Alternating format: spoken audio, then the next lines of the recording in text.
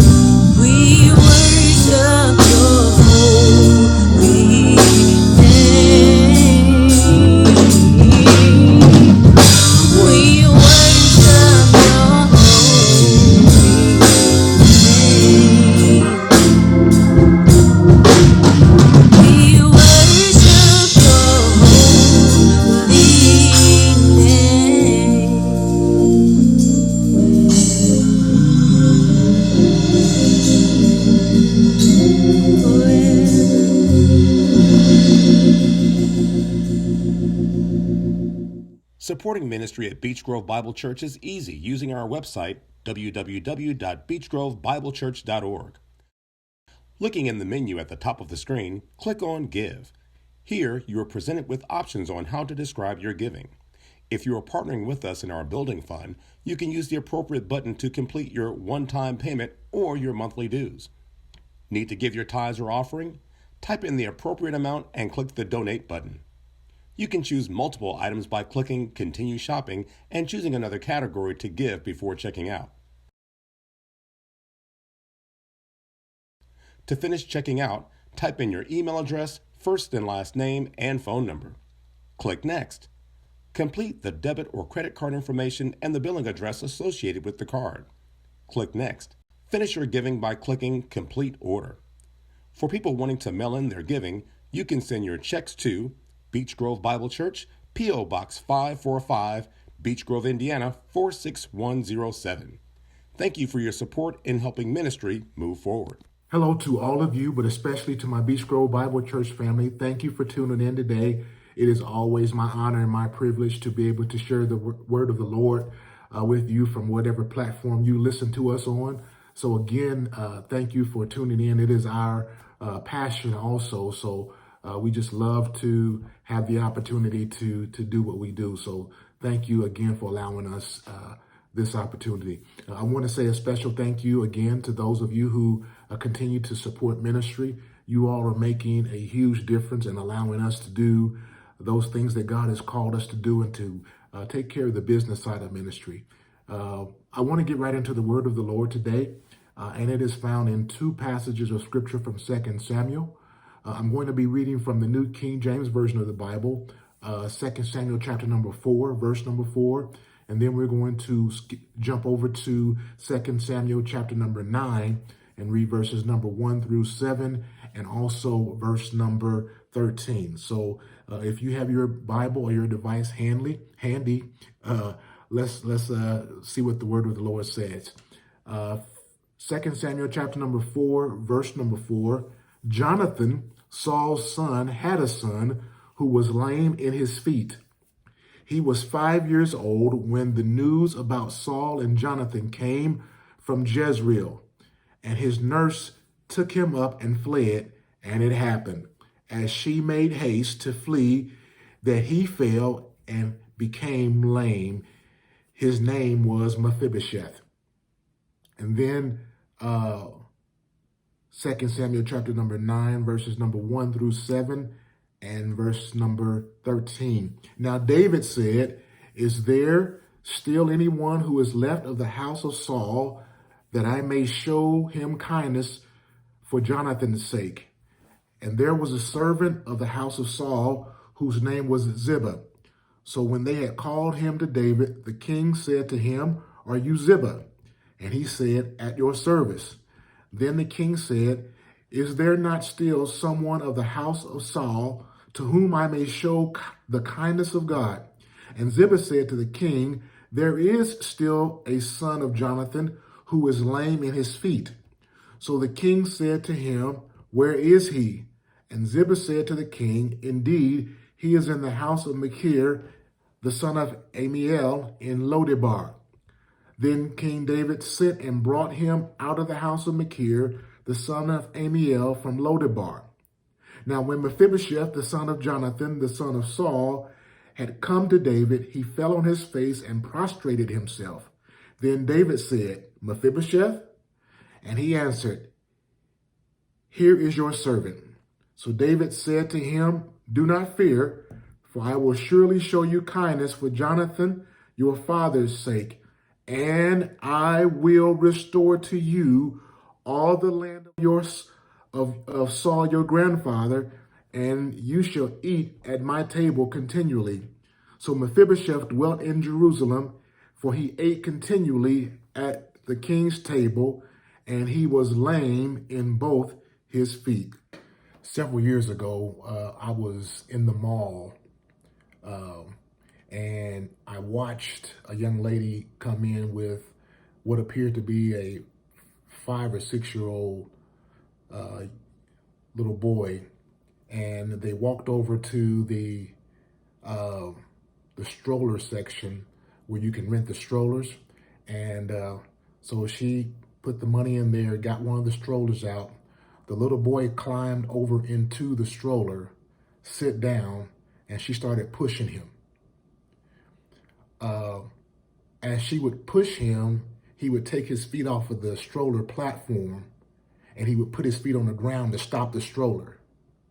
So she is having this conversation with him. I can tell she really loved this little boy. She's so gentle with him, and she's having this conversation with him, begging him to pick his feet up and put them back on the stroller platform so that she could push.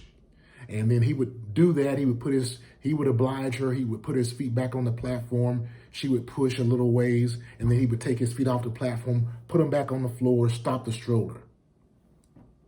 And they went back and forth with this thing, and they went on around the corner, and I just watched this interaction.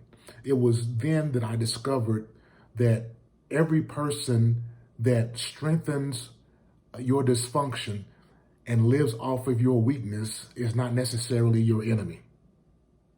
Let me say that again. I discovered that every person that strengthens your dysfunction and lives off of your weakness is not necessarily your enemy. That sometimes the people that help you become dependent and fragile and weak are people that love you but refuse to let you grow up because their identity is tied to your dysfunction. They cater to your dysfunction because it gives their life meaning. It gives their life purpose, right? When we get to Mephibosheth in our story today, we see him, and the text very clearly says that Mephibosheth is 5 years old. He is 5 years old when they receive the news that both his grandfather Saul and his father Jonathan have been killed in battle. When they get the news that both Jonathan and Saul have been killed, Mephibosheth's nurse, the text very clearly says that she feared for his life and she picked him up. She took off running. She was in a hurry and she dropped him. She picked him up. She was in a hurry. She took off running and she dropped him. So this was not something that Mephibosheth asked for. He is now getting ready to experience the results of somebody else's actions. Right? This was not something that he had done. It was something that someone else had done, but he has to live with the results of their actions. So when this nurse picks Mephibosheth up, she takes off running, and there's nowhere in the text where it says that she tripped and fell. No, she takes off running and then she drops him, right? So when I first read this passage years ago, this was my question because my mind ran back to that 5-year-old, 6-year-old looking little boy that came in with what appeared to be his mother, and they walk over to the stroller section and they rent a stroller and he gets in. Most 5-year-olds that I know are all over the place. You can't make them sit down, right? They're running and jumping. Some of you have had 5-year-olds. You know what I'm talking about. They're all over the place. So my first question of this text is, I want to ask the nurse, Why didn't you just yell for him to follow you? And you take off running and let him follow you. Because chances are that unless she was some kind of Olympic sprinter, that this young child, this young Mephibosheth, probably could have kept up with her. But she picks him up and she tries to run with him. This is the problem. The problem is that many people try to carry too much weight. The combination of her weight, the thing that she was carrying, her own weight, and then try to add Mephibosheth's weight onto the load that she was already carrying was too much for her. And so, not out of malice, not out of any not feeling some kind of way about Mephibosheth, I believe that she loved him, but he was too heavy for her to carry. And there are many people that I'm talking to right now that you're always broke down. You're always feeling tired. You're always mentally exhausted because you're carrying too much weight. And there's some people that are in your life that you're carrying that are well able to walk themselves. But as long as you carry them, they'll never walk.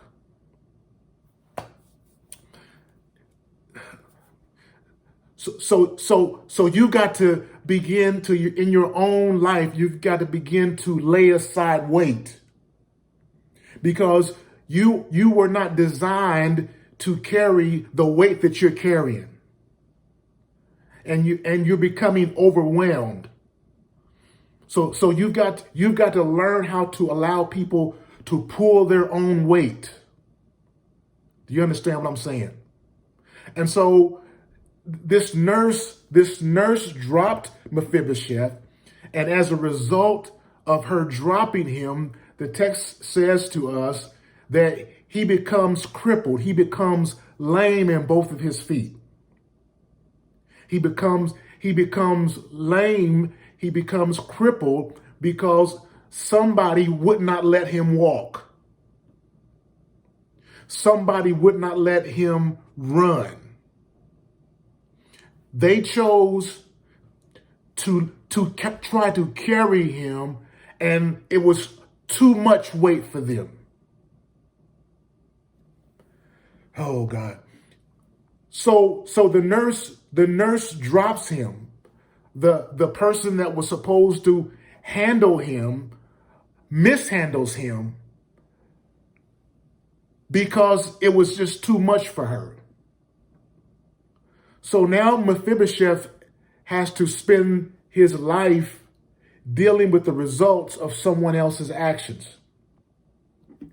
People like this nurse, many times they're trying to do their best. They're trying to do all that they can, but sometimes they unintentionally drop you in such a way that years later you're still dealing with the results of their actions years earlier.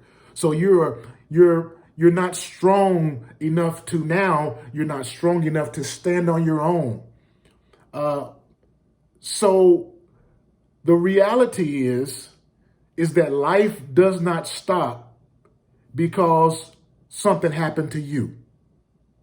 That when things happen in life, that life keeps moving. So many times you have to live your life from a deficit, that you're always behind trying to catch up because you had this thing that happened over here that you never recovered from. You just had to keep it moving. Do you understand what I'm saying?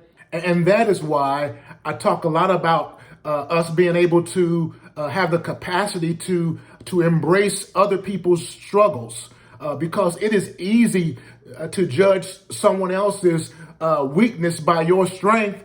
But we've got to get to a point where we embrace other people's journey, because I might not have gone through what you've gone through, and you might not have gone through what I've gone through, but all of us have had to go through something. And whatever it was important to us. And so I got to embrace your struggle, just like you have to embrace mine. Most of the time, we only see people on Sunday mornings. And so we don't know what they've gone through from Monday through Saturday. We see them on Sunday morning and they've got their nice church clothes on. But if you live long enough, you'll discover that you can hide a lot of stuff behind church clothes. Oh my God. You can hide a lot of stuff behind church clothes, and a lot of people are hiding stuff behind church clothes. Let me get off of that before I get myself in trouble. I want you to consider how deep this is to be from Saul's lineage, from Saul's family, and you can't stand up. Saul's family was known for being tall and good looking, strapped, cut, muscular guys. And when you saw them, your first thought was, that's a big dude. And so there came with being in Saul's family a certain expectation that if you came from his family, you would be tall, you would be athletic, you would be ripped, you would be cut, you would be muscular. But now here comes Mephibosheth, and he's living with the shame of not even being able to stand up on his own. So in 2 Samuel chapter number 9, David is in power, and he remembers the promise that he made to Jonathan, that they would always take care of each other, that they would always be connected, that there would always be some kind of bond between David's family and Jonathan's family, between David and Jonathan. And so he remembers his promise. So he calls his servants to inquire as to whether or not there's anybody left of Jonathan's family. And so they find this guy by the name of Ziba, and they call Ziba to the king, into the king's presence. And David asks Ziba, is there anybody that's left in Jonathan's family that I could show some kindness to for Jonathan's sake? Man, it is good to find somebody that actually keeps their word. And so this promise that David had made to Jonathan and Jonathan had made to David years earlier, now David wants to make good on that promise. So when he asked Ziba that question, Ziba says, as a matter of fact, Jonathan does have a son. He is Saul's grandson. His name is Mephibosheth, and he lives in a place called Lodebar. Now, this word Lodebar means no bread, no pasture, and no word. And so it is a place of poverty. It is a place of nothingness. It is a wasteland. And unfortunately, it is a picture of much of the American church. It is a spiritual wasteland. There is no bread. There's no fresh word. You get the same thing every week, year after year. And the thing is that we're starving to death and we keep coming back. Let me get off that before I get myself in trouble. And so Ziba says, Mephibosheth is Saul's grandson. He lives in Lodebar. And so David says, go fetch him. Now, years have passed, and by this time that David is doing this, by this time, Mephibosheth has a son. Now, wait a minute. I know what you're thinking. Pastor, I thought you said that Mephibosheth was crippled. Yes, he was crippled, but he wasn't impotent. Did you hear what I said? He was crippled, but he wasn't impotent. And isn't it funny how you can be perfectly functional in one area of your life and be crippled in another area of your life? And so you spend your whole life trying to exaggerate your strength so that no one will see your weakness. And so they tell David about Mephibosheth, and he says, go get him. And so now this is where it gets interesting, because the name Mephibosheth means the breaker of shame. He who shatters or breaks shame. Here this young man is who has been in a shameful position basically his whole life, and God is going to now use him to break the shame off of his family. Isn't it crazy how God uses people to do things that they are the least qualified to do? But he picks them, he chooses them just because he wants to. Because he's God, and beside him there is no other. And God says to Mephibosheth in so many words, I put something in you that you were born with that being lame couldn't stop. I put something in you that's going to allow you to break the barrier, to break the chain, to break the shame off of your family. In spite of your handicap, in spite of your dysfunction, in spite of your being crippled in your feet, I'm going to still use you. I've given you the strength to fulfill your purpose and your destiny. And so Mephibosheth, he's brought in and he has a seat at the king's table. He sits down at the king's table, and David looks across the table and looks Mephibosheth in the eye and tells him these words. He says, I'm going to restore unto you everything that you've lost. And that's what I hear God saying to many of you that are listening to me, that have gone through loss and lack and want and not enough. God is saying to you today, he says, I'm going to restore unto you everything that you have lost. Would you do me a favor and in the comment section, just type in restoration, restoration, restoration, restoration.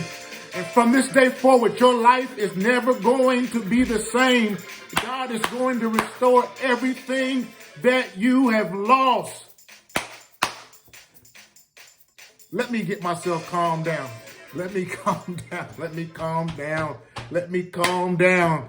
And so Mephibosheth had a seat at the king's table for the rest of his life. He never had another want for the rest of his life. And then the story ends with this caveat. It said that he was lame in both of his feet. That he never got the healing, but God used his dysfunction. God used his issue. God used his problem that he had. God used the lameness that was in his feet to bring glory to God and to restore his family. What a mighty God we serve. Man, I hope this has made sense to you. If it did, will you do me a favor? Will you please like and share? And if you want us to pray with you and pray for you, would you please inbox us, and one of our ministers or elders or even myself will reach back out to you, and we will pray with you and believe God for you, for the best for your family and your situation, because some things only God can work out. And God is going to do some miraculous, some marvelous things. I can feel it all down in my bones. So reach out to us, give us a holler, give us a shout out, and we'll call you back, or however you want to communicate, and we'll pray with you and pray for you and believe God and agree with you. And so I'm out of time. And so until next time, just go knowing that we're praying for you, that we love you, and we'll see you next week. Have a great rest of your day.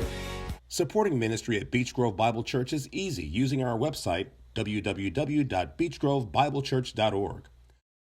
Looking in the menu at the top of the screen, click on Give. Here, you are presented with options on how to describe your giving. If you are partnering with us in our building fund, you can use the appropriate button to complete your one-time payment or your monthly dues. Need to give your tithes or offering?